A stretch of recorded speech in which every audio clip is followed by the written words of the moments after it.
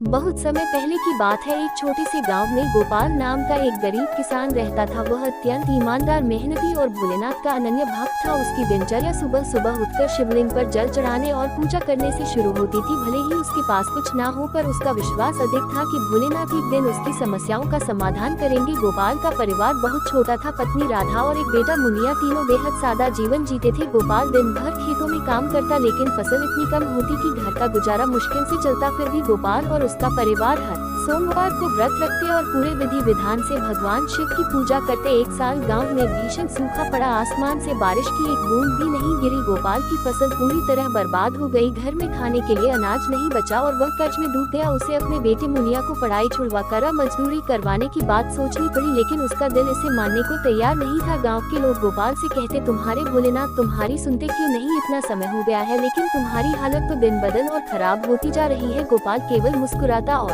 कहता, भोलेनाथ की लीला अपरंपार है। मैं जानता हूँ वह मेरी परीक्षा ले रहे हैं। एक दिन भूख से परेशान मुनिया ने अपने पिता से पूछा, बाबा क्या भोलेनाथ हमें कभी खाना देंगे? मैं बहुत भूखा हूँ। गोपाल का दिल चीर सा गया। उसने शिवलिंग के सामने बैठकर रोते हुए प्रार्थना की, हे महादेव, क्या मेरी भक्ति में कोई कमी है? मैं तो हमेशा आपके नाम का जप करता हूँ। मेरे बेटे को भूख से तड़पता हुआ मैं और नहीं देख सकता। कृपया कुछ मार्ग दिखाए। उस रात जब गोपाल गहरी नींद में था, उसे भगवान शिव ने स्वप्न में दर्शन दिए। जय भोलेनाथ। क्या दोस्तों, आपने अभी तक वीडियो को लाइक किया नहीं, सब्सक्राइब नहीं किया, कर दो।